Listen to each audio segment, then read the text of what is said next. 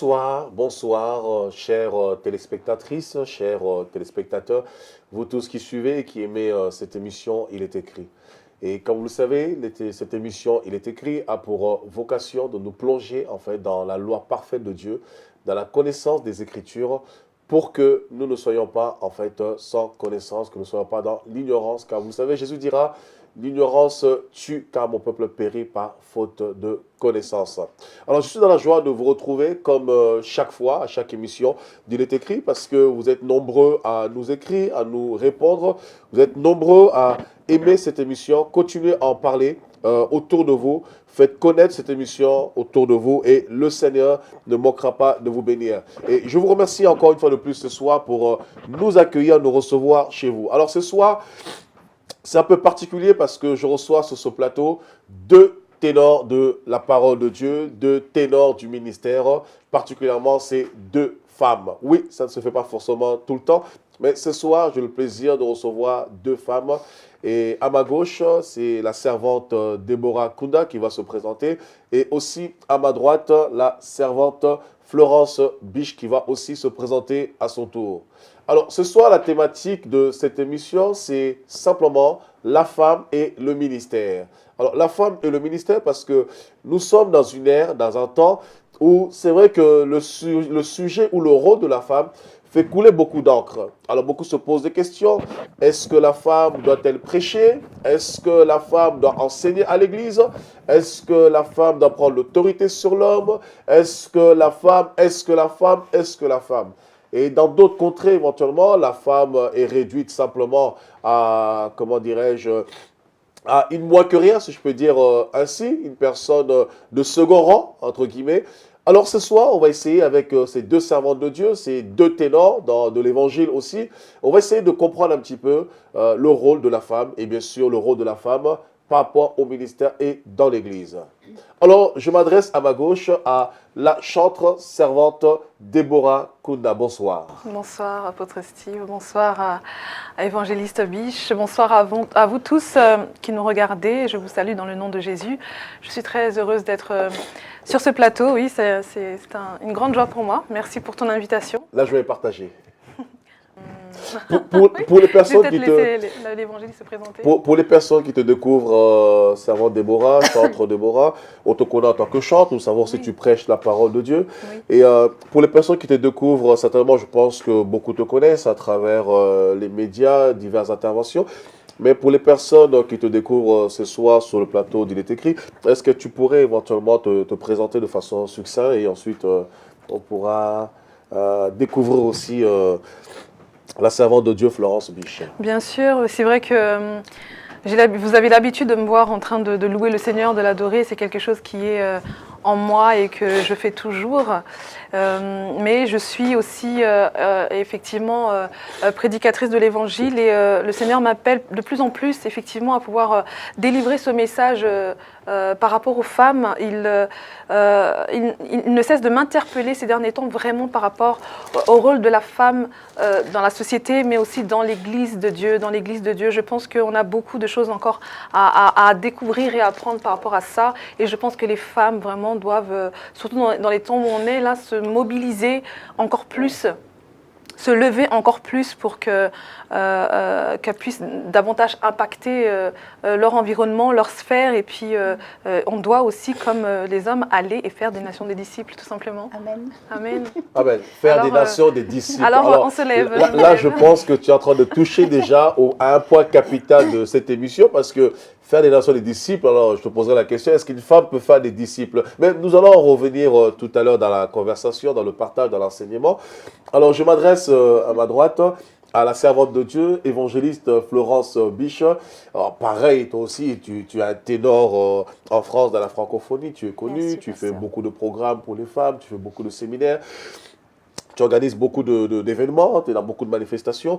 Pour ceux qui te découvrent là ce soir sur ce plateau, dans cette émission Il est écrit, est-ce que tu pourrais aussi te présenter de façon succincte? Ensuite, après, nous allons partager dans le vif du sujet. Merci, merci, pasteur Steve et Déborah Kunda. Merci pour votre invitation. On se connaît déjà depuis quelques années, mais c'est vraiment une belle opportunité que vous m'accordez de pouvoir présenter le ministère que Dieu me confie. Et c'est vrai que le débat est lancé. Est-ce qu'une femme peut avoir un ministère? Est-ce qu'une femme peut évangéliser? Eh bien, on va essayer de débattre sur ce sujet, bien que ma position est très claire, étant donné que je suis évangéliste. Et je suis de l'église Parole de Vie à Rouen, en Normandie, de l'église du pasteur Daniel Vindini. Et avec mon mari Pascal, nous servons donc au sein de cette église et mon ministère a été libéré par le pasteur il y a 1 an. Et j'ai un amour vraiment particulier pour l'Afrique de l'Ouest.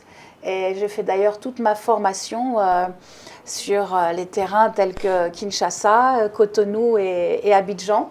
Et j'ai fait ma première mission en tant qu'évangéliste en décembre dernier avec mon mari. Et là, je pars au Burkina Faso dans quelques semaines.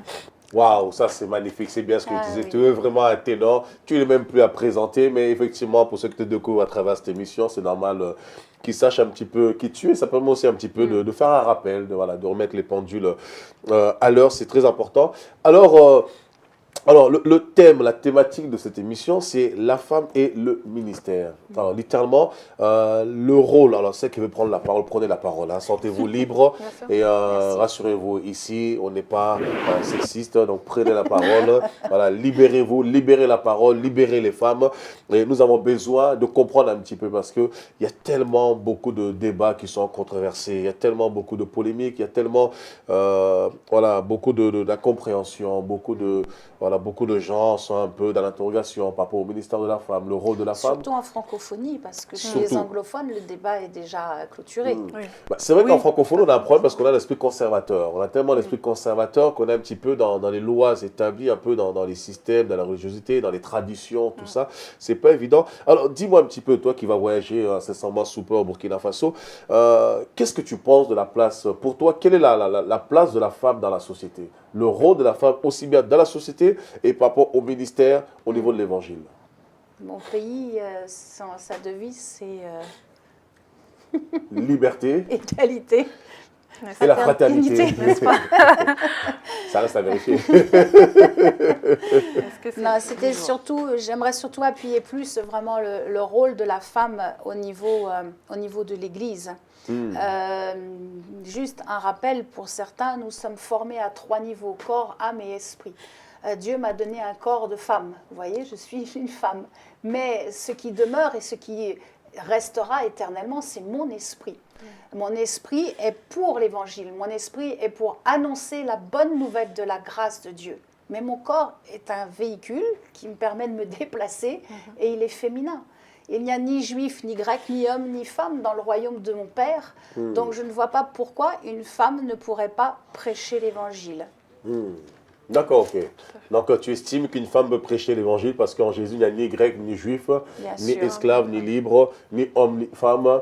Toute femme peut prêcher l'évangile parce qu'en réalité, ce qui importe, c'est l'esprit. Oui. Alors, ça, je suis entièrement d'accord. Dans l'absolu, c'est l'esprit. Je pense que nous avons tous l'esprit, aussi bien hommes que femmes. Mais néanmoins, physiquement, humainement parlant, nous sommes revêtus d'un corps. Et ce qui nous distingue, justement, ce sont nos enveloppes corporelles, c'est-à-dire l'enveloppe masculine et l'enveloppe féminine. Je pense que c'est ce qui nous distingue, qui fait que nous sommes hommes, nous sommes femmes. Alors, sauf que malheureusement, dans l'absolu, nous savons tous que nous sommes esprits, mais aux yeux des humains que nous sommes, limités avec notre intelligence, on fait une distinction entre l'homme et la femme. Voilà, c'est-à-dire il y a un rôle qui est départagé, reparti entre l'homme et la femme. Et à la lumière de la parole de Dieu, beaucoup vont s'attarder sur des versets bibliques, c'est-à-dire des écrits de Paul pour dire que la femme, par exemple, doit se taire à l'église. Limite, elle doit être en silence, elle doit se la mettre en veilleuse, elle doit la fermer, elle ne doit pas dire un mot, elle ne doit pas parler, elle ne doit rien faire, elle doit se taire tout simplement. Qu'est-ce qu'on peut dire à ces personnes puisque ils diront oui, nous sommes esprits, ça c'est spirituel, mais sur le plan physique, nous sommes quand même distingués par nos enveloppes charnelles et par nos sexes. Il faut bien replacer tout dans le contexte et je crois qu'il ne faut pas sortir un verset non plus du contexte. Tout ce qui est au niveau doctrinal, je laisserai ça vraiment au pasteur. D'accord. Moi, je suis une évangéliste. Laissez-moi aller sauver les perdus. Laissez-moi aller annoncer la bonne nouvelle que Jésus-Christ sauve, guérit et libère encore aujourd'hui. Amen.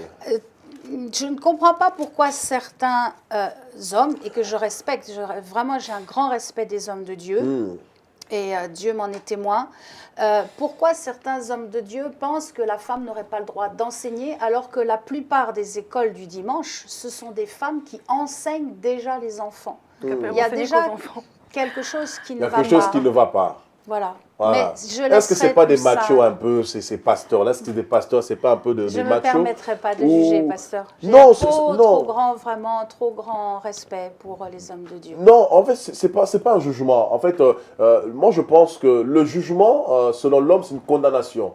Le jugement selon Dieu, c'est une constatation, c'est-à-dire un constat des faits. Voyez? Par exemple, dans 1 Corinthiens, il est écrit que l'homme spirituel juge de tout. Et quand on dit l'homme spirituel juge de tout, il ne juge pas pour condamner, mais il a la maturité nécessaire pour distinguer ce qui est bien de ce qui est mauvais. Ce qu'on trouve un peu dans Hébreux chapitre 5, lorsque Paul dira, vous qui êtes censés devenir des maîtres, vous en êtes encore au lait. Or, celui qui est encore au lait n'a pas encore le jugement des choses. Or, l'homme spirituel, au contraire, a le discernement pour juger ce qui est bon, ce qui est mauvais, afin de rejeter ce qui est mauvais et de garder ce qui est bon. Donc, dans cette émission, nous ne sommes pas là pour stigmatiser ou bien fustiger qui que ce soit. Nous ne sommes pas là pour condamner, mais nous sommes là pour énumérer des faits, pour faire un constat et bien sûr en débattre, en discuter à la lumière de la parole de Dieu, pour que chacun puisse recevoir quelque chose, afin que les mauvaises compréhensions, les idées préconçues, les fausses informations qu'on a pu avoir se voilent des fois aussi. Parce qu'il y en a qui prêchent avec sincérité, mais ils sont ignorants dans certains domaines, dans certains points, pour que ce voile aussi soit déchiré à la fois, peut-être pour nous-mêmes qui sommes là sur ce plateau, et aussi pour les personnes qui nous suivent, aussi bien des pasteurs, des servants de Dieu, des serviteurs, et aussi bien le peuple de Dieu qui nous regarde, pour que chacun soit édifié. Mais c'est vrai que c'est un point, effectivement, qu'on peut soulever. Comment ça se fait que dans les églises, on dit que les femmes ne doivent pas prêcher, les femmes doivent se taire, elles doivent écouter l'instruction. Parce que voilà le passage sur lequel beaucoup se basent. Nous sommes dans 1 Timothée, chapitre 2, au verset 11. Alors, je veux que la femme écoute l'instruction en silence avec une entière soumission. Je ne permets pas à la femme d'enseigner, premièrement, et ni de prendre de l'autorité sur l'homme, mais elle doit demeurer dans le silence. Alors là, tu as soulevé un point, quand même, c'est un pavé que tu jettes dans la mare, parce que si la femme doit écouter l'instruction en silence, comment dans nos églises, la majorité de nos églises, les codimes, ce n'est pas des hommes? Oui. Là, il y a un problème. Et la prophétie, pareil. La prophétie. Les femmes n'ont pas le droit de prophétiser, alors si elles n'ont pas le droit de parler. D'accord. Et si on pousse plus loin, pourquoi les femmes prieraient alors finalement, puisqu'elles doivent se taire? Pourquoi elles chantent? Pourquoi elles chantent? Voilà. Donc, je crois qu'il ne faut pas sortir du contexte de la parole de Dieu. D'accord. Et n'oublions pas que nous sommes sous la grâce. Ok. Nous ne sommes plus sous la loi. Et on doit se dégager, principalement dans nos pays francophones, de cet esprit qui est religieux, de cet esprit qui est légaliste. Le Saint-Esprit, c'est la liberté. Amen. Alors, est-ce que c'est un problème de compréhension de la parole ou c'est un problème de l'esprit du pays? Un peu des deux, je pense. Un peu des deux, hein, un peu des deux. C'est un problème de compréhension. Ouais. Il y a une mauvaise compréhension, interprétation de la parole de Dieu. Et il y a aussi les esprits territoriaux qui gouvernent le pays et qui influencent et influent sur le peuple de Dieu. Regardez, vous parlez tout à l'heure de la société, pasteur, les femmes commencent à être ministres. C'est quand même... Ça ne s'est pas fait du jour au lendemain. Il y a eu un temps avant. Il y a eu un temps, oui. Donc, non, je suis patiente. Bon, je ne suis pas politicien, effectivement, avec le nouveau président Emmanuel Macron. Paix à son âme et respect à lui, que le Sénat le bénisse. Oui. Et nous le bénissons parce que nous sommes là pour bénir là où Dieu nous a établis. Et c'est vrai qu'il est pour la parité. Voilà, il veut vraiment au niveau du Sénat, au niveau de l'hémicycle, qu'il puisse avoir une parité homme-femme. Et je pense qu'il a réussi à atteindre cette parité pour mettre justement cette égalité. Voilà. C'est une bonne chose. C'est une bonne chose, tout à fait. Dieu nous a créés hommes, nous a créés femmes, mais nous a créés pour nous unir. Il y a une complémentarité. C'est une complémentarité. Ouais. D'accord, ok, d'accord. On reviendra dessus. Alors, j'aimerais connaître un peu ton point de vue. Alors, Déborah, tu es chantre, on te connaît en tant que chantre. Tu as sorti, je crois, deux albums. Le premier qui s'intitulait Adonai, et puis le second tel que toi. Mais on te découvre de plus en plus en train de prêcher la parole. On te voit en train de prêcher la parole ici et là. Alors, c'est une nouvelle vocation? C'est quoi? C'est un effet de mode? C'est un appel Oh là là. que tu as reçu de la part du Seigneur? C'est quoi un petit peu pour les gens qui te découvrent? Parce que nous sommes dans un temps où le problème, le ministère de la femme devient tellement un sujet sensible. Alors, on a envie de comprendre que les gens ne se perdent pas parce qu'ils l'ont découvert en tant que chantre. Elles chantent, elles sortent de CD. Et puis, on la voit en train de prêcher. Alors, c'est quoi? C'est un nouveau phénomène de société ou bien c'est... Non, loin de là, loin de là. Je pense que, tout d'abord, même en étant chantre, on ne doit pas se limiter à ouvrir la voix ou perfectionner sa voix, avoir une jolie voix. Être chantre, c'est d'abord être un adorateur. Un adorateur. Être chantre, c'est d'abord être disciple de Jésus. Disciple de Jésus. Et être disciple de Jésus, c'est être capable de pouvoir témoigner du message du Christ. Donc, je ne me revendique pas aujourd'hui comme étant une prédicatrice ou non. Je suis juste disciple d'abord de Jésus-Christ et je veux aller encore plus loin dans ce qu'il m'a donné. C'est-à-dire, quand je chante, je diffuse déjà le message du Christ. Et maintenant, je veux le diffuser. Je le diffuse d'une manière peut-être plus complète en allant maintenant vraiment sur la base de l'écriture, des écrits en fait. Alors, une vocation...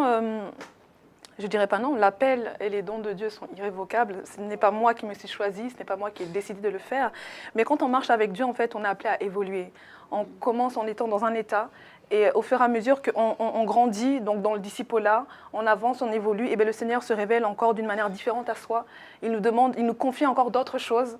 Et donc, tout ne vient pas en un instant, comme on l'a dit tout à l'heure, tout est progressif. Et même avec Dieu, on grandit. On grandit dans le service, on grandit dans le ministère. Et au jour d'aujourd'hui, effectivement, le Seigneur me fait rentrer dans autre chose. Il a parlé à mon cœur au travers de plusieurs serviteurs, de plusieurs servantes. Des choses ont été confirmées. C'est vrai que je pense que c'est moi, d'une manière personnelle, je refusais en fait. Tu essaies de fuir l'évolution. Voilà, je fuyais l'évolution, effectivement. On aime bien aussi rester dans ce qu'on connaît, dans ce qu'on maîtrise. La fausse humilité, la fausse humilité. Chanter, non, pas forcément une fausse humilité, mais on aime être à l'aise, c'est-à-dire que j'aime chanter, Seigneur, merci, par sa grâce. Le reste, je ne veux pas le reste, c'est trop lourd. Voilà, chanter, c'est vraiment t'adorer, c'est amener le peuple dans la louange, c'est vraiment quelque chose que j'aime, ça me suffit, Seigneur. Ce que tu me demandes, c'est trop grand pour moi. C'était mon attitude jusqu'à présent.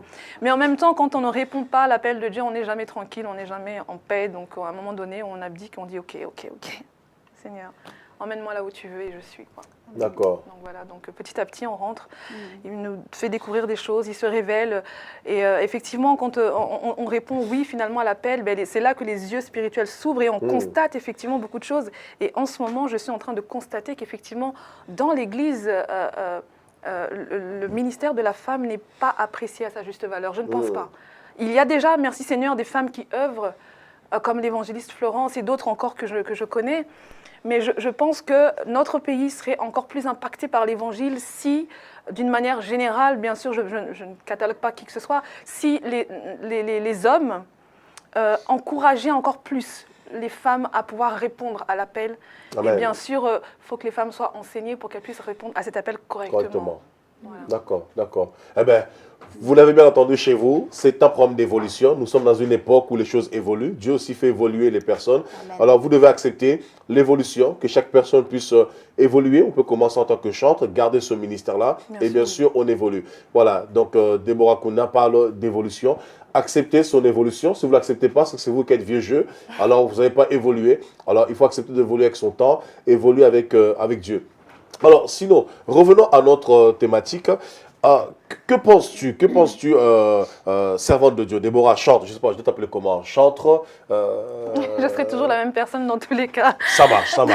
Alors, on y va alors. Alors, que penses-tu actuellement du sujet qu'on aborde? Tout à l'heure, la servante de Dieu, l'évangéliste Florence Biche, a dit clairement qu'elle ne veut pas rentrer sur des points doctrinaux parce que sa vocation, c'est de prêcher la parole, l'évangéliste, elle veut sillonner les nations.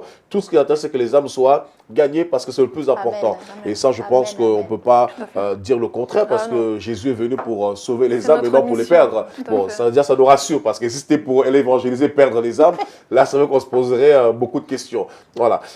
Que penses-tu, toi, éventuellement, du ministère de la femme? Le fait que la femme prêche, le fait que la femme enseigne, le fait que la femme a un ministère public. Je pense que peut-être le problème, c'est le fait d'avoir un ministère public. Je ne sais pas. Mais le fait que la femme a un ministère public et qu'elle prêche la parole de Dieu, que penses-tu de cela? Je pense qu'il y a effectivement, c'est un thème qui a fait couler Beaucoup d'encre. d'encre, mais il faut qu'on continue à en parler pour que vraiment ça puisse être plus clair pour les uns et les autres. Je pense qu'il n'y a pas plus tard qu'il y a quelques minutes, on sort d'un programme, une jeune fille m'a posé la question, mais j'ai visité certains endroits où on me dit que la femme ne doit pas prêcher, mais beaucoup de servantes que je vois qui vraiment œuvrent pour le Seigneur avec crainte, avec dévotion, me touchent beaucoup. Alors pourquoi est-ce que dans les églises, souvent ici en francophonie, on dit que la femme ne doit pas prêcher? Je disais, c'est un grand débat. Hein, c'est un grand débat. Et pourquoi la plupart du temps on entend ça?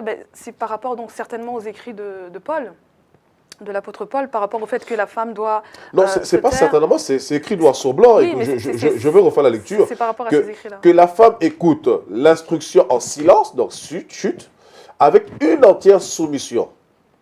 En plus, il précise, je ne permets pas à la femme d'enseigner ni de prendre de l'autorité sur l'homme, mais elle doit demeurer dans le silence. Mais là aussi, attention, parce que c'est dit aussi parce que les femmes parlaient beaucoup dans les conférences, dans la réunion. Donc, c'est aussi une question d'ordre. Dieu est un Dieu d'ordre. Et il y avait trop vraiment de femmes qui parlaient comme ça entre elles. D'accord. Donc, c'est pour ça que Paul dit ça à Timothée. C'est là où j'allais en venir, justement. Donc, les femmes chuchotaient beaucoup. Alors, il y a un moment, il fallait mettre de l'ordre. C'est ça. Et il y a des hommes qui chuchotent aussi. C'est pour ça qu'on ne peut pas retirer un verset comme ça. Il faut connaître le contexte. Non, je comprends, mais ça peut arriver aussi qu'il y ait des hommes qui chuchotent à gauche, à droite. Et, mais nullement, il dit, je veux que l'homme se taise, qu'il justement, c'est tout écoute un l'instruction en contexte, silence. en fait. Hein. C'est tout. Justement, malheureusement, ces écrits de Paul ont été pris hors contexte. D'accord. Et je pense que certainement parce que ça les arrange, donc alors, les gens les brandissent comme ça. Mettons le contexte. L'apôtre Paul, quand il dit ces choses, c'est une réprimande, il reprend. Dans la Bible d'études que j'ai, si vous prenez même le temps de lire le début, avant le premier chapitre, il y a souvent des explications qui sont données pour justement situer le contexte dont l'histoire a été, les écrits ont été faits. Et dans le contexte de l'apôtre Paul, au moment où il reprend l'Église, c'est surtout l'épître de Corinthe, où il reprend vraiment sévèrement les femmes. Dans cet épître-là... Oui, il y a Corinthe, mais particulièrement les églises païennes. Il y avait Corinthe, il y avait Éphèse, mais c'est les églises païennes. C'est les églises païennes de l'Asie mineure, toutes les églises de l'Asie mineure en général. Surtout cette église de Corinthe, quand on lit ses écrits, on sent qu'il était il était en colère quand il parlait. L'apôtre Paul était vraiment dans l'amertume. Quand je lis ce qu'il a écrit avant le premier chapitre, il était dans l'amertume par rapport à tout ce qui se faisait au sein de cette église par les femmes. Il y avait beaucoup de femmes prostituées qui sortaient même de la prostitution et elles ramenaient ces choses de l'extérieur dans l'intérieur de l'église. Et donc c'est une réprimande qu'il fait parce que cette église et beaucoup d'églises de l'Asie mineure avaient besoin d'être redressées. Mais ça ne veut pas dire que ça s'applique à toutes les églises qui existaient à cette époque-là. C'est ces églises qui avaient besoin d'être redressées, d'être reprises afin que l'ordre, comme l'a dit l'évangéliste Florence, puisse revenir. Mais ce n'est pas un état général de toutes les églises de cette époque-là. Il y a un point aussi qui est important en tant que femme de Dieu, quand justement Paul dit à Timothée que nous devons être soumises. Je crois que c'est important aussi que la femme, en tant que ministre ministre du culte selon Éphésiens 4:11, doit être sous la couverture aussi d'un homme. Ça, c'est quelque chose d'important. De façon à ne pas être comme un peu, entre guillemets, un électron libre qui fait ce qu'elle veut. Dire non, moi je me recommande, attendez, j'ai un père spirituel, c'est lui qui m'a consacré. De toute façon, s'il y avait quoi que ce soit, c'est d'abord lui qui va J'ai une autorité qui est au-dessus de moi. Et j'ai une autorité masculine au-dessus de moi. Ça, je pense, et c'est vrai que je m'adresse peut-être à des servantes de Dieu qui, si vous êtes seules, allez dans une église où vous vous sentez bien et vous allez avoir aussi un père spirituel qui va être là. C'est important de ne pas rester seul. D'être D'accord. Oui. encadré, d'avoir D'accord. une Voilà. structure. Ouais. Donc, c'est plutôt un problème d'autorité, en fait. C'est-à-dire, parce Je que pense. là, si je comprends, par exemple, ce que tu dis, pour les personnes qui nous suivent, hein, qui ne Oui. soient pas perdues, vous pouvez interréagir, envoyez-nous vos requêtes, vos questions, écrivez-nous et nous allons éventuellement répondre, bien sûr. Nous poserons les questions, du moins les invités vont répondre à vos interrogations, à vos questions. Donc, n'hésitez pas à nous écrire, on répondra. Alors, si je comprends, donc finalement, le problème, c'est pas tellement le fait que la femme enseigne ou prêche la parole de Dieu, parce que je pense tout à l'heure, tu as dit quelque chose de fort, parce que ici, il dit clairement que la femme, c'est catégorique, hein, que la femme doit écouter l'instruction en silence, et non seulement en silence, mais en plus de ça, elle doit se taire, donc elle ne doit même pas ouvrir la bouche. Alors, en parallèle, On parle de l'enseignement, dans nos églises ici, on voit dans l'école de dimanche, c'est plutôt des femmes qui apportent Bien sûr. l'instruction, qui apportent l'enseignement. 9 C'est rare qu'on sur voit 10. des hommes dans les codimes. C'est rare. Les hommes, ils veulent plutôt manger le maïs, c'est-à-dire la prédication, le micro. Les hommes veulent plus être vraiment plus dans le matu vu. Ils n'ont pas le temps de s'occuper de l'école de dimanche, c'est plutôt les enfants et les femmes. Mais les femmes apportent l'instruction. Et vous avez aussi soulevé un point toutes les deux, notamment dans ce cas-là, si la femme doit écouter l'instruction en silence, en plus elle ne doit pas parler, dans ce cas, les femmes ne prophétiseraient plus dans les églises, premièrement. Deuxièmement, non seulement qu'elle prophétiserait plus dans les églises, deuxièmement, elle ne chanterait plus dans les églises, puisqu'elle doit rester silencieuse. la prière. Troisièmement, elle ne prierait plus, parce que pour prière. prier, il faut parler. Donc, elle ne prierait plus. Donc, quatrièmement, elles n'ont rien à faire dans l'église, autant qu'elles restent chez elles. Mais Donc, là, pasteur, les églises vont se vider parce qu'il faut quand même reconnaître. les églises vont se vider. Il y a quand même 80% dans une conférence, bien souvent, ce sont des femmes. Même si on ouvre aux hommes, il y a quand même les grands hommes de Dieu qui viennent dans notre nation, on voit que c'est quand même 70-80%, c'est un public féminin. Donc 80% des églises sont composées de femmes. Alors pasteur, faites attention. Vous qui dites à la femme de se taire, si les femmes font grève dans vos églises, vous allez vous retrouver seul avec vos enfants.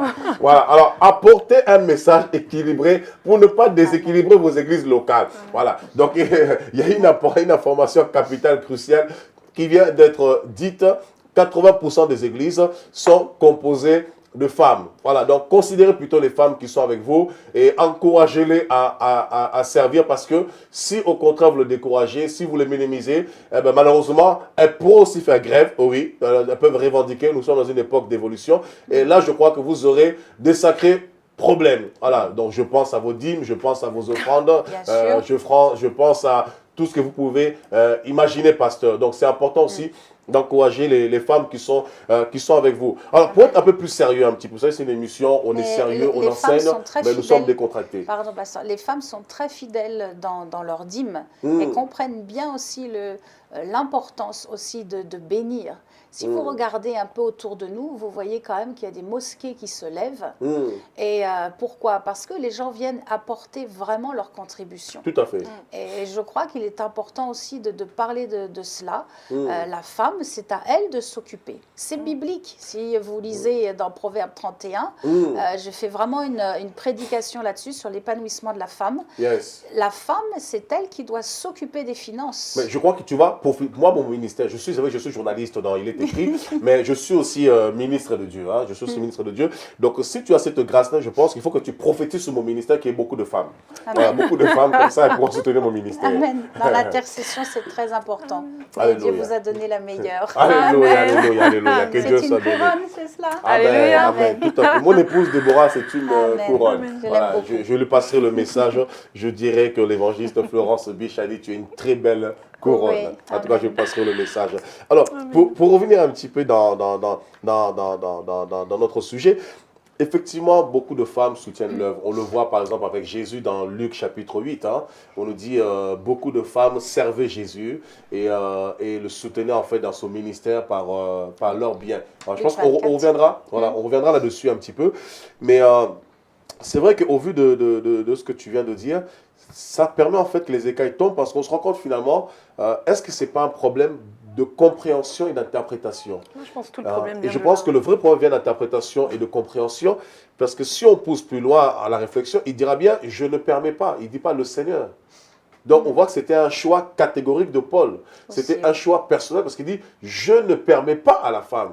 Donc c'était un ordre personnel parce que je pense qu'en tant qu'apôtre, voyant la dissension qui régnait dans l'Église, parce qu'on le voit par exemple, elle a soulevé un point dans Corinthe, lorsqu'on voit dans 1 Corinthiens chapitre 5, on voit ce jeune homme qui va coucher avec sa belle-mère.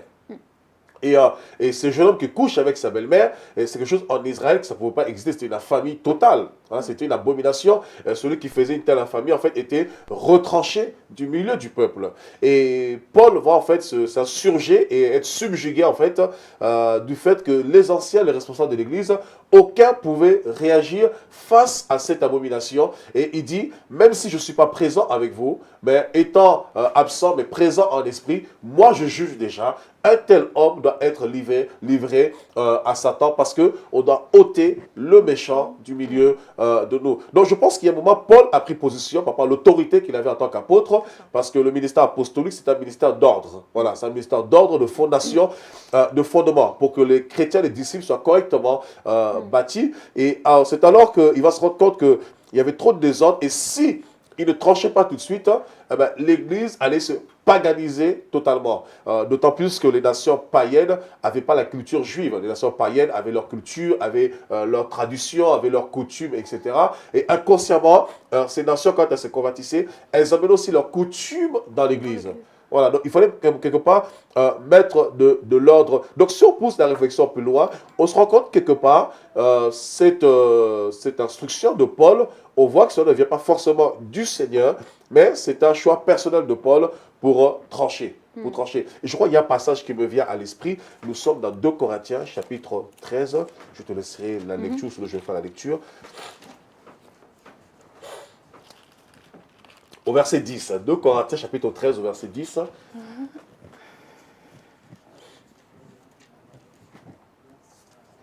Corinthiens, nous sommes dans 2 Corinthiens. Voilà, chapitre 13 au verset 10. Tu peux faire la lecture, hein, il n'y a pas de souci. C'est pourquoi j'écris ces choses étant absent, afin que présent je n'ai pas à user de rigueur, selon l'autorité que le Seigneur m'a donnée pour l'édification et non pour la destruction. Voilà, donc on voit que Paul dit, j'écris ces choses justement pour édifier, parce que les chrétiens commencent à dire, oh mais il est trop dur, il est trop sévère, comment Paul, alors on l'a connu, il était plein d'amour, et puis d'un seul coup, il change totalement, il est dur, il est sévère, et il dit, bah, j'écris ces choses pour ne pas qu'une fois présent, je ne sois pas trop rigoureux devant vous, parce que le fait que je vous aime, et si je vous parle sèchement et durement devant vous, ça me ferait mal moi-même de vous parler mal. Alors je préfère le fait que je ne sois pas physiquement avec vous, même si je suis dur, ça me console un peu parce que je ne vois pas votre tristesse devant moi. Mais néanmoins, ma dureté, ce n'est pas pour détruire, mais c'est pour construire. Donc on voit que c'était un peu l'ordre que Paul mettait. Et puis ce qui est fort dans ce que tu dis, si réellement c'était formel que la femme devait se taire totalement, on le voit par exemple dans Acte 16, cette femme qui prophétisait. Cette femme qui prophétisait, qui tirait un profit à ses maîtres. Hein. Cette femme qui avait l'esprit de serpent de divination dans Acte 16, qui disait, oui, suivez ces hommes, sont des hommes de Dieu. Paul n'avait rien dit, mais au bout de plusieurs fois, il s'est rendu compte que là, ce n'est plus une prophétie qui vient de Dieu, c'est une prophétie qui est démoniaque. Il va prendre autorité, il va chasser ce démon-là. Donc je pense que si réellement Paul ne voulait pas que cette femme parle, d'emblée, il leur dit qu'il n'était pas permis en tant que femme de parler. Hein. Quand il prend autorité, c'est juste par rapport à l'esprit qui animait cette femme-là. Non, puis pasteur, on a aussi quand même le moment où Jésus est ressuscité, où Marie va au tombeau. Et on voit quand même que c'est elle la première qui a cru et que les hommes ont dit, mais attends, ils dormaient. Attends, ce sont des rêveries, ce sont des rêveries. Attends, c'est quand même la première évangéliste. C'est ça. C'était une femme. Tout à fait. Je pense que le problème de notre génération est vraiment spirituel. D'accord. Tout ça, en fait, je pense que c'est un faux problème. Et vous savez pourquoi? Parce que le diable essaye par tous les moyens de ralentir l'évolution, la propagation du royaume de Dieu. Et notre ennemi, l'ennemi de nos âmes, là, il sait que la femme peut avoir un très grand impact. Un grand impact. Immense. Plus que l'homme même. Plus que l'homme même. Pourquoi l'évangéliste vient de le dire. Lors de la résurrection de Christ, tous les apôtres étaient déjà fatigués. Hein. Pourtant, c'est eux qui étaient à côté. Ils étaient à côté de Jésus, ils ont dormi avec Jésus, ils ont mangé avec lui. Mais quand il a été crucifié, au bout d'un moment, ils se sont dit, c'est la fin. Ils ont même oublié les paroles que le Seigneur avait annoncées. Mais qui a cru encore à ces paroles-là? Qui s'est souvenu qu'il avait dit que le troisième jour, il allait ressusciter? C'est une femme. Donc la femme, elle a une endurance que l'homme n'a pas. Exactement. La femme a une persévérance que l'homme n'a pas. Que l'homme n'a pas. Oui, je pense que c'est pour ça aussi que les Non, femmes, je sais pas, moi je parlant pose de la la question. société, Moi je ne suis pas femme. dans les J'aimerais bien changer de sexe pour comprendre comment la femme raisonne, comment la femme réfléchit, comment elle ressent les choses. Pasteur, regardez, dans la vie de tous les jours, c'est quand même Dieu nous a donné à nous, c'est vrai, de pouvoir porter les enfants et d'enfanter. Il y a, c'est vrai, une résistance, une détermination dans la femme qu'il y a aussi dans l'homme. Alors bon, on ne va pas débattre sur le sexe fort, le sexe faible. Non. Mais de dire concrètement que la femme doit se taire, en fait, hein. là, il faut vraiment que... c'est un peu tiré par les cheveux. Il faut se remettre en question. Il faut se remettre en question. Et ça va faire tout drôle parce que vraiment, le Saint-Esprit agit de plus en plus. À travers les femmes. Vraiment, à travers les femmes et à travers les jeunes aujourd'hui dans notre nation. Donc, il faut se préparer. Nous prions beaucoup à Rouen avec le pasteur Vindini pour le réveil de la nation française. Amen. Et nous le croyons, et pour les pays francophones, ils auront aussi leur part. Amen. Et je crois que ceux qui seront prêts, ce sont ceux justement qui auront saisi que la vie de l'esprit, c'est la liberté. C'est vraiment, là, on vit sous la grâce, on ne vit plus sous une rigidité de la loi.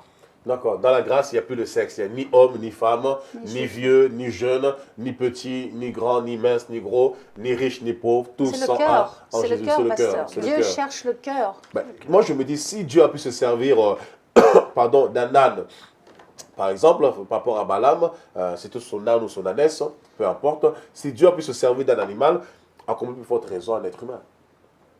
Vous n'allez pas comparer la femme avec un âne? Non, mais quand même, j'ai beaucoup de respect, beaucoup de considération pour la gente féminine quand même, pour réduire la femme à un monceau d'animal. Non, pas du tout. Non, la femme a plus de valeur que ça. Mais je me dis, si Dieu peut susciter des pierres, pour faire plus simple, s'il peut susciter des pierres pour l'acclamer, à comment plus forte raison un être humain? C'est vraiment plus ça. C'est-à-dire, si les choses viles ne peuvent pas s'opérer, et la femme qu'il a créée à son image, puisque la femme quand même aussi à l'image de l'homme, bien sûr, mais l'homme à l'image de Christ. Donc quelque part, la femme aussi à l'image de Christ, mais via l'homme. Hein. Donc je pense que Dieu peut se servir aussi de la femme.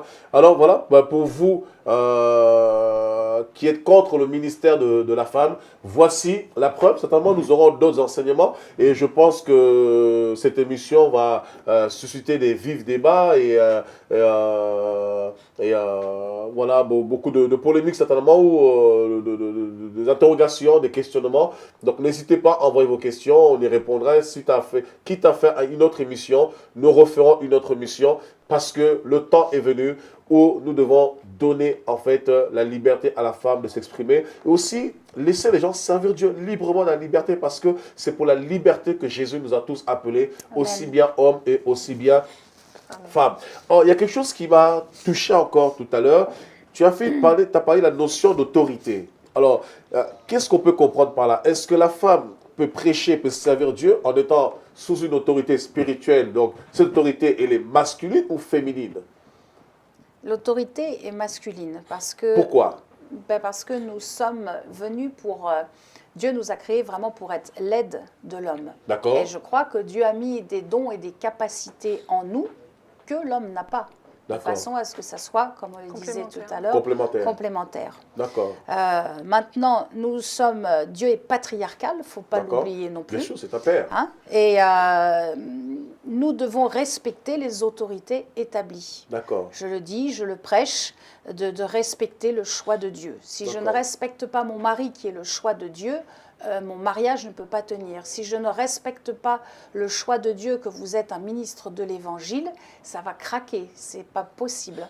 Donc nous, en tant que femmes, nous devons aussi nous placer sous une couverture spirituelle.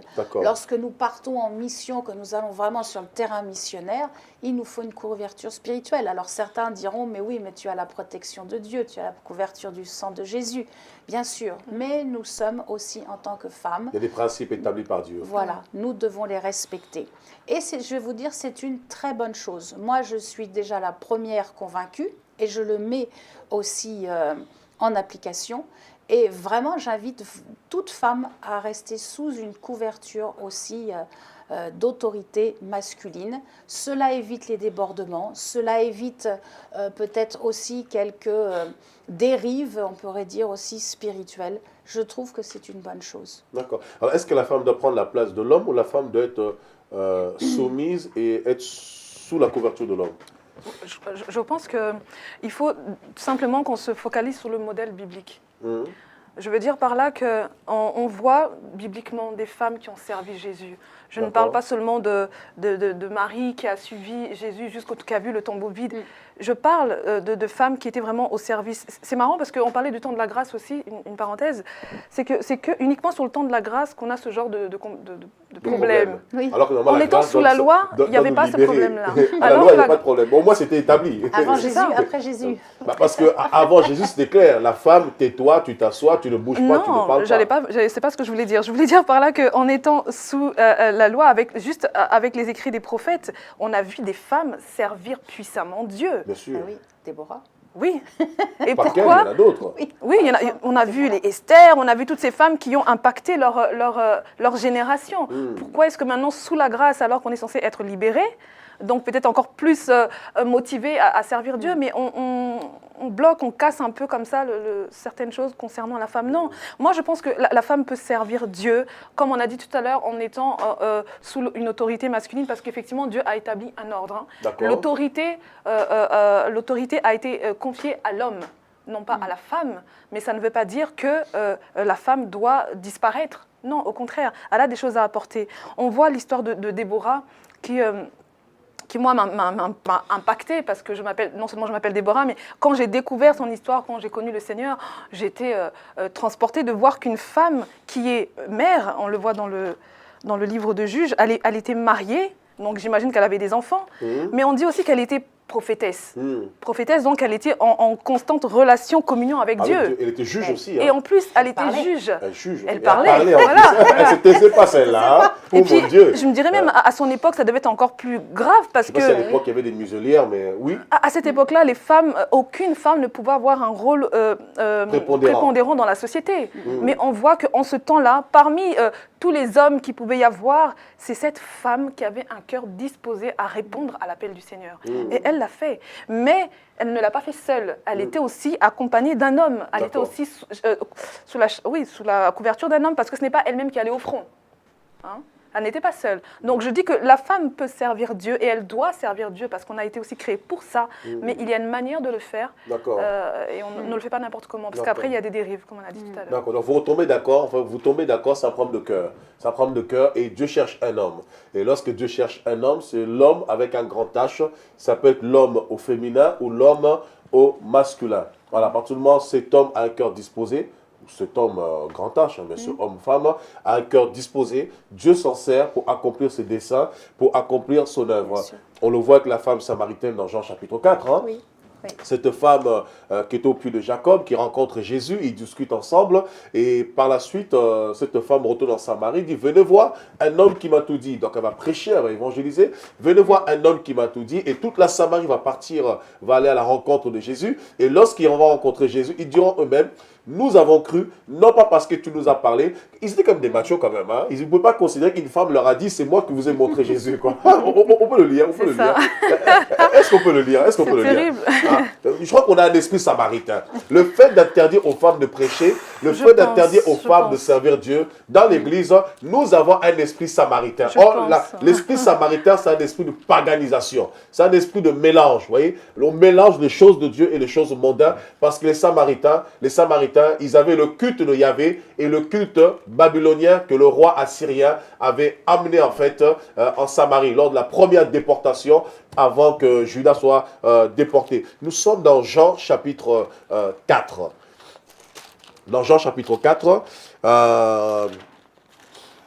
verset 28. Alors la femme, ayant laissé sa cruche, s'en alla dans sa ville et dit aux gens, venez voir un homme qui m'a dit tout ce que j'ai fait, ne serait-ce point le Christ? Ils sortirent de la ville et ils vinrent vers lui. Voilà. Et on va sauter un peu. Là, déjà, c'est que ces paroles ont eu un impact. Hein. Voilà, ces paroles ont un impact. On dit, suivi. ils vont tous sortir de la vie. Donc, on voit que cette femme, elle avait une influence. Elle a influencé les personnes. Et en plus, ce qui est grave. La femme a une influence. La femme a une influence. Oh mon Dieu, la femme. L'homme a l'autorité, mais la femme a beaucoup d'influence. L'homme a l'autorité, mais la femme a beaucoup d'influence. Je crois que ce sera le thème de la prochaine émission avec vous deux, je crois. Et l'autorité et puis l'influence. Je vous dis, cette émission, en fait, promet des grandes surprises. Alors, au verset 39, plusieurs Samaritains de cette ville crurent en Jésus à cause, écoutez bien, à cause de cette déclaration formelle de la femme. Les gens ont cru à cause d'un homme ou à cause d'une femme? À cause d'une femme. À cause d'une femme. Et puis, si vous allez plus loin, cette femme était une prostituée. Oui. Si vous allez plus loin, c'était une femme de mauvaise vie. Et les gens la connaissaient. Mais à l'instant où elle a parlé, les gens n'ont pu regarder à son état de prostituée qui avait 5-6 hommes. Hein, parce qu'elle a rencontré Jésus après le 7e homme. Mais les gens se sont arrêtés à sa parole. Donc ça veut dire, à ce moment où elle a rencontré Jésus, il y a quelque chose qui s'est passé dans cette femme. Je ne sais pas quelle onction qui s'est libérée d'elle, mais lorsqu'elle a ouvert la bouche, ils n'ont plus vu la Samaritaine qui avait 5-6 gars qui venaient chez elle. Mais d'un seul coup, ses paroles étaient assaisonnées de sel, de saveur. Et je crois que c'est l'esprit d'influence. Hein. C'est l'influence dont tu parlais tout à l'heure, je crois bien. C'est voilà. le Saint-Esprit. Alors, comment Saint-Esprit, comprendre que le Saint-Esprit était là déjà dans Jean 4? C'est un autre débat. C'est un autre débat. On va en discuter, on va en discuter. Alors, elle va influencer tout ce monde et sans même réfléchir, ils vont tous sortir. Vous imaginez? Ils vont tous sortir de la ville pour aller à la rencontre de Jésus. On dit bien, toute la ville est sortie et a cru en Jésus à cause de la déclaration formelle. On dit bien, ce n'est pas parce qu'elle a raconté autre chose ou elle a dit non, je suis séduisante, c'est parce qu'elle a dit, venez voir, un homme m'a tout dit. Juste cette déclaration a suscité le réveil d'une ville. Regardez la suite. Il m'a dit tout ce que j'ai fait. Aussi, quand les Samaritains, verset 40, vinrent le trouver, ils le priaient de rester auprès d'eux. Et il restait là 2 jours. Un beaucoup plus grand nombre crut à cause de sa parole. Alléluia. Et il disait à la femme, ce n'est plus à cause de ce que tu as dit Alléluia. que nous croyons, car nous l'avons entendu nous-mêmes et nous savons qu'il est vraiment le sauveur du monde. Amen. Gloire à Dieu. Oh, pasteur, ne rejetons pas les femmes. Nos églises vont se vider, s'il vous plaît. Encourageons les femmes. Elles ont une influence. Soutenons les femmes. C'est pas faux ce que vous dites. Moi, en tant qu'homme, en tant que pasteur, c'est un constat que j'ai fait. Dans nos églises, nous avons beaucoup d'omelettes. Sans critiquer les hommes, mais on a plus de femmes qui se lèvent pour servir Dieu. Des femmes dans l'évangélisation, des femmes pour servir Dieu, des femmes pour s'engager dans l'église, des femmes pour s'investir. Les hommes, on le voit très peu. Ça va venir. Ça va venir, hein? Il y a eu le temps vraiment où Dieu a utilisé les femmes. Et je le dis vraiment à toutes, le temps des femmes n'est pas fini. Alléluia. Et là, vraiment, on voit une grâce particulière. Je suis allée faire une semaine d'évangélisation sur les marchés dans ma ville au mois d'octobre. Et on voit une grâce sur les jeunes. Vraiment, les jeunes sont très ouverts à l'évangile. Amen. C'est le temps de la jeunesse. Donc, les jeunes, levez-vous, venez et donnez votre vie à Jésus-Christ. Amen. Alléluia, alléluia. Oh, que Dieu soit béni. Ne fustigeons pas les femmes, ne condamnons pas. Au contraire. Une femme les remplie femmes. d'esprit est vraiment une bombe, quoi. C'est une femme remplie d'esprit, c'est une bombe. Là, ce qui s'est passé, on en parle comme ça, mais vous imaginez qu'une une femme de mauvaise vie, qui peut-être l'heure qui suit, qui vient, par une seule parole, elle a tout un peuple des hommes qui la suivent derrière elle pour aller rencontrer quelqu'un d'autre en dehors de la ville.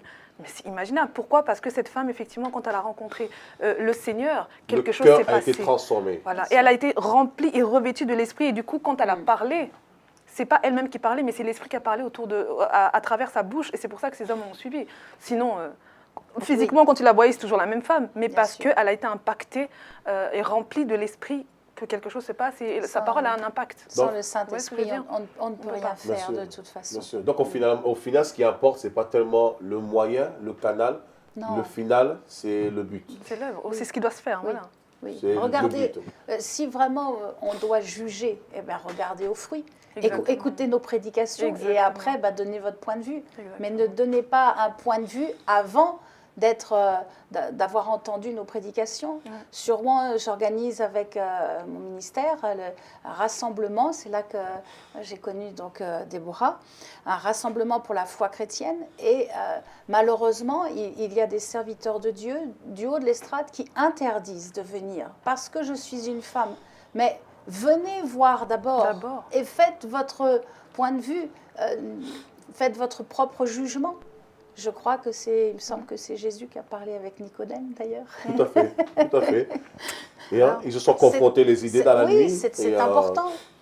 C'est important. Combien c'est aussi important. des fois d'hommes de Dieu jugent sans avoir écouté. Venez regarder aux fruits. Est-ce qu'on sauve des âmes? Est-ce que des gens sont guéris? Est-ce que les gens repartent avec leurs maladies, leurs problèmes? Si les gens repartent guéris, soulagés, libérés, c'est quand même... C'est que le Seigneur est là. C'est que Jésus est avec nous. Amen. Il y en a qui crient aux abois, il y en a qui crient carrément, qui crieraient, d'autres qui crient aux abois lorsqu'ils voient une femme en train de prêcher.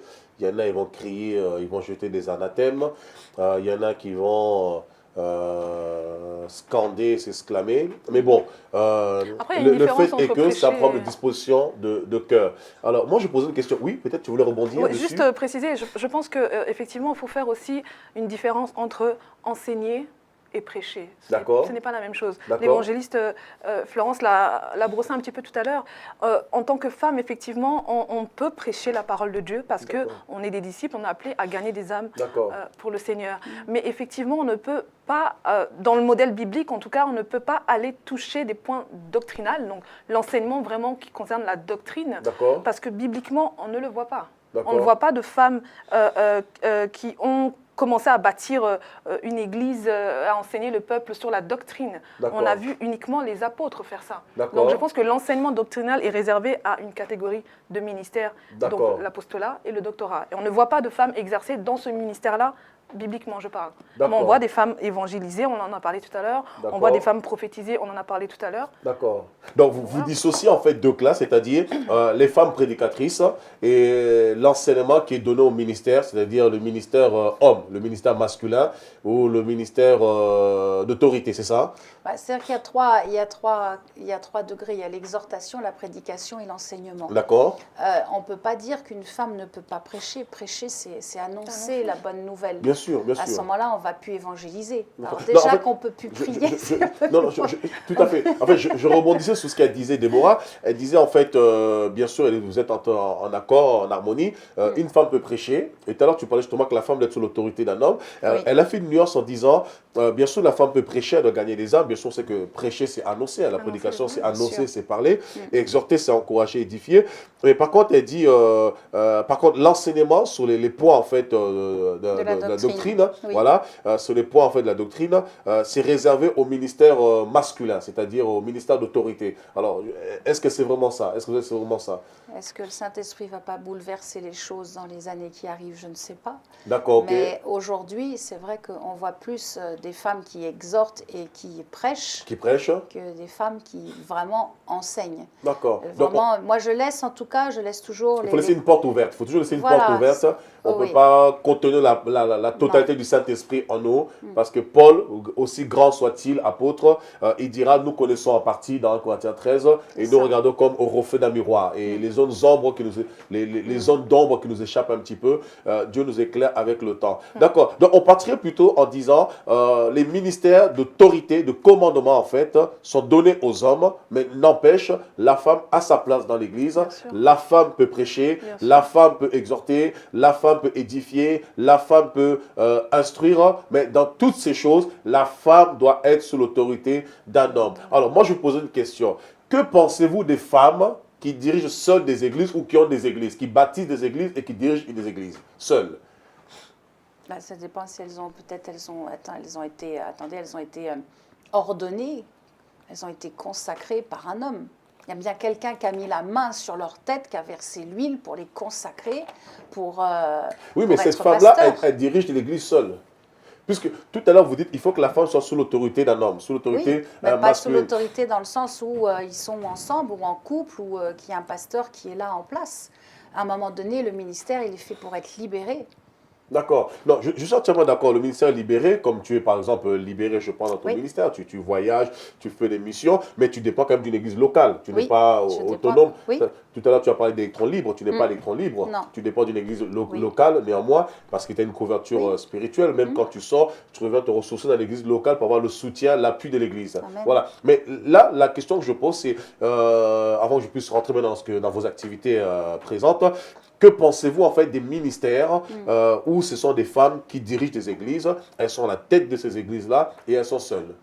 Bah, elles ont déjà peut-être été seules à cause du veuvage. Peut-être le pasteur est décédé et elles sont seules. D'accord. Et c'est très courageux de continuer l'œuvre que le mari avait déjà commencée. D'accord. Ça peut être ça. Ah oui, dans ce contexte. Ça peut être aussi une femme qui dirige l'Église parce que l'homme est parti, a chuté à cause d'une tentation et est parti aussi avec une autre femme. Et la femme continue, elle dit, il y a un troupeau, on ne peut pas On ne laisser peut pas l'abandonner. les brebis, laisser, donc Alors, à l'abandon.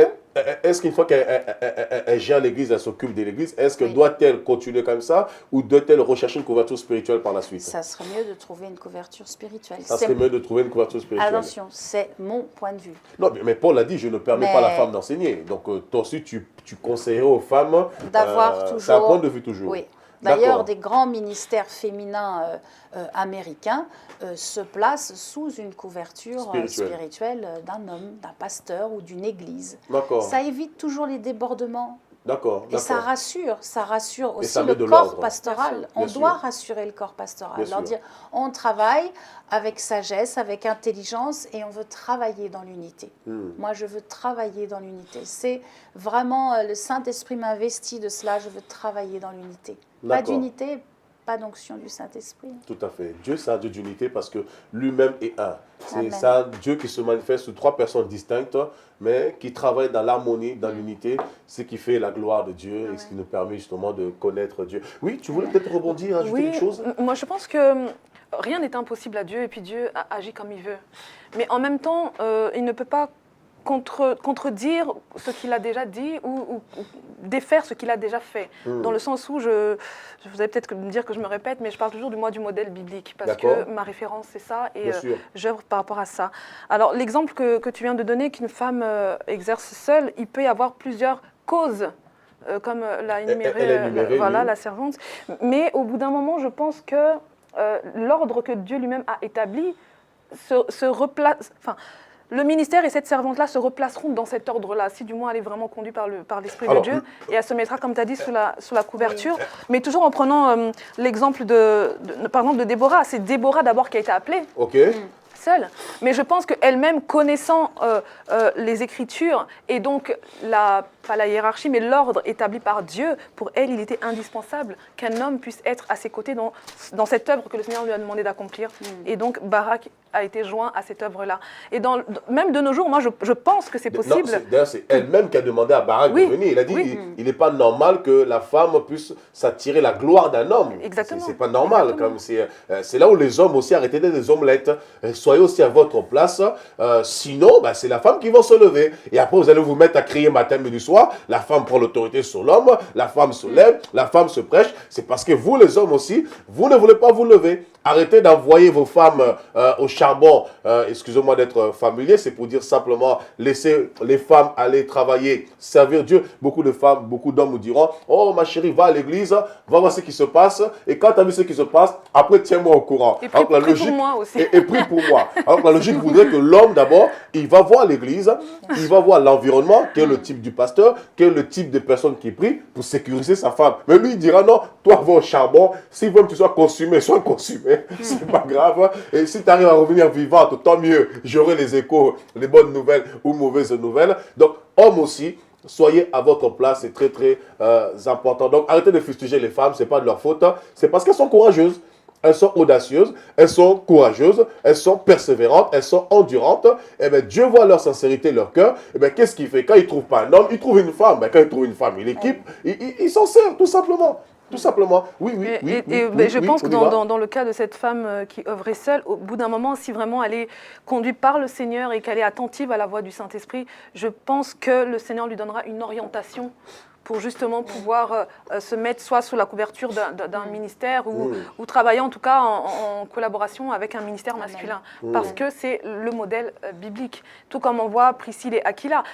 Priscille était une femme aussi appelée du Seigneur. Tout à fait. Mais elle ne peut, selon le modèle que le Seigneur a donné, elle ne peut pas être seule comme ça. Elle est avec son mari. D'accord. Donc on peut dire qu'une femme ne peut pas être seule dans le ministère. Seule dans le ministère, personnellement, je ne pense pas. Un temps, mais à un moment donné... Il faut une couverture spirituelle. À moins cas de figure, c'est normal. C'est mon conseil que je lui donnerais si je la rencontrais. Je pense que c'est ça, je vous êtes entièrement d'accord, parce qu'on voit le cas de Déborah, elle aurait pu aller seule, parce que ce n'est pas Barak qui l'a appelée en tant que prophétesse, c'est Dieu qui l'a appelée. Et elle était seule quand elle a reçu Barak qui l'a établie en tant que juge, c'est Dieu qui l'a établie en tant que juge. Tous les juges étaient établis par Dieu, mais néanmoins, elle a trouvé juste de respecter l'autorité de Dieu. Et d'ailleurs, vous parlez tout à l'heure, tu parlais par exemple de l'ordre de Dieu. Nous sommes dans 1 Corinthiens chapitre 11, et au verset 11, au verset 1 à 3. Il dit, soyez mes imitateurs comme je le suis moi-même de Christ. Je vous loue de ce que vous vous souvenez de moi à tous égards et de ce que vous retenez mes instructions telles que je vous les ai données. Je veux cependant que vous sachiez que Christ est le chef de tout homme, que l'homme est le chef de la femme et que Dieu est le chef de Christ. Voilà, au verset 3. Voilà, donc il établit l'ordre de Dieu. Il y a Dieu, il y a Christ, il y a l'homme et il y a la femme. Vraiment, c'était très passionnel cette émission. C'était vraiment merveilleux. Et malheureusement, le temps court. Nous sommes pratiquement à la fin de cette émission. Je crois qu'il y a beaucoup de sujets que nous pourrons aborder. Par exemple, est-ce que la femme peut être apôtre? Est-ce que la femme peut être, je veux dire, on dit quoi, apôtresse? Apôtre? Femme apôtre? Apôtresse? Apôtre, hein? Est-ce que la femme peut être prophétesse? Est-ce qu'elle peut être évangéliste? Est-ce qu'elle peut être docteur? Est-ce qu'elle peut être pasteur? On peut aussi aborder le sujet, est-ce qu'une femme peut faire le mannequinat? Est-ce qu'une femme chrétienne peut être top modèle? Hein? À l'image de ce top modèle que nous voyons dans le monde. Nous en parlerons à la prochaine émission ensemble. Ça sera avec joie. Et aussi, mais pas sur cette émission-là. Ou peut-être dans d'autres émissions et éventuellement nous pourrons en parler. Alors concrètement, nous sommes à la fin de cette émission. C'était vraiment très, très intense, c'était vraiment très encourageant et édifiant. J'aimerais simplement rappeler ce que vous faites toutes les deux de façon respective, chacun de son côté, mais toujours dans l'unité. Ce que vous faites un petit peu. Il y a, Déborah qui travaille dans ce mouvement qui est Femmes et Messagères pour rassembler des femmes. Est-ce que tu peux en parler rapidement, 30 secondes, nous sommes à la fin, 20 secondes, voilà, tu as 20 secondes pour parler un peu de ce que tu fais et pareil, 20 secondes et nous allons clore cette émission en espérant que nous en aurons d'autres après. Alors, effectivement, donc nous œuvrons... Tu as la caméra juste là, tu peux t'exprimer. J'œuvre effectivement pour le Seigneur dans cette vision qu'il m'a communiquée, Femmes et Messagères. On organise donc des rassemblements, des événements, des séminaires où justement nous traitons de sujets qui concernent les femmes. Mais outre cela encore, on veut encore emmener ça plus loin, c'est-à-dire toucher encore davantage de femmes qui sont au loin, qui ne peuvent peut-être pas se déplacer au lieu des rassemblements que nous organisons. Et c'est pour cela que sur la chaîne OETV, on nous a disposé un temps où nous allons pouvoir créer une émission, faire des tournages sur une émission donc, qui s'intitulera également Femmes et Messagères, sur un plateau destiné à cet effet où justement nous recevrons différentes femmes qui œuvrent déjà dans le ministère ou qui aspirent peut-être au ministère, des femmes qui sont entreprenantes dans la vie, dans la société, pour pouvoir parler de sujets qui nous concernent, nous particulièrement femmes. Il y aura aussi, par la grâce de Dieu, des chroniques où vous aurez aussi peut-être des conseils de maquillage ou des choses comme ça, parce que nous sommes des femmes, mais nous sommes aussi messagères de la bonne nouvelle. Et il faut que nous arrivions à pouvoir trouver un équilibre en cela. C'est-à-dire ne pas renier notre féminité, parce que nous sommes des femmes, mais également être des femmes remplies du Saint-Esprit afin de pouvoir répondre à l'appel du Seigneur. Donc voilà le but de cette émission-là. Merci. Nous arrivons vraiment à la fin. Oui, Florence. Voilà, la caméra est juste devant toi. Oui. Si tu as 20 secondes pour... Eh bien, écoutez, si vous désirez dynamiser l'évangélisation, invitez-moi. Si vraiment vous désirez davantage avoir une onction particulière pour guérir les malades, pour sauver les âmes, je suis là, je suis toujours partante pour venir prêcher l'Évangile. C'est le but de ma vie, c'est vraiment de sauver les âmes, de guérir les corps et les âmes qui sont vraiment blessées. Beaucoup d'hommes et de femmes souffrent et je crois que l'évangéliste doit être envoyé. Alors, les portes, si vous voulez me les ouvrir, ça sera avec grand plaisir. En tout cas, les portes de Rouen vous sont grandes ouvertes. Le 9 et 10 mars, nous ferons notre prochain grand rassemblement pour la foi chrétienne à la Halle aux Toiles de Rouen. Vous serez les bienvenus et vraiment que Dieu vous bénisse et que vous puissiez grandir encore dans une maturité à la stature de Christ. Voilà, c'est dit, c'est fait, chers amis. Merci de votre fidélité. Et je finirai par une citation de l'apôtre Paul dans Romains chapitre 10 au verset 14. Il dira, « Comment donc invoqueront-ils celui en qui ils n'ont pas cru? Et comment croiront-ils en celui dont ils n'ont pas entendu parler? Et comment entendront-ils parler s'il n'y a personne qui prêche? Amen. Et comment y aura-t-il des prédicateurs s'ils ne sont pas envoyés? Selon ce qui est écrit, qui sont beaux les pieds de ceux qui annoncent la paix et de ceux qui annoncent des bonnes nouvelles. » Comment les gens entendront-ils? Comment les gens croiront-ils s'il n'y a personne qui soit envoyé pour apporter la bonne nouvelle? Alors, il faut des prédicateurs, il faut des prédicatrices pour que la bonne nouvelle soit répandue. Amen. Et que des milliers d'âmes soient sauvées. Dieu ne tient pas compte de sexe, Dieu ne tient pas compte du canal par lequel il passe. Il nous a parlé à travers la nature, il nous a parlé à travers les tables de pierre, il nous a parlé à travers des papyrus, il nous a parlé à travers, comment dirais-je, cette Bible, ce livre que nous avons. Et par-dessus tout aussi, il nous a parlé à travers nos cœurs. Il a gravé sa parole dans nos cœurs. Donc peu importe le moyen, le plus important, c'est le but recherché. Et le but recherché, c'est le salut des âmes.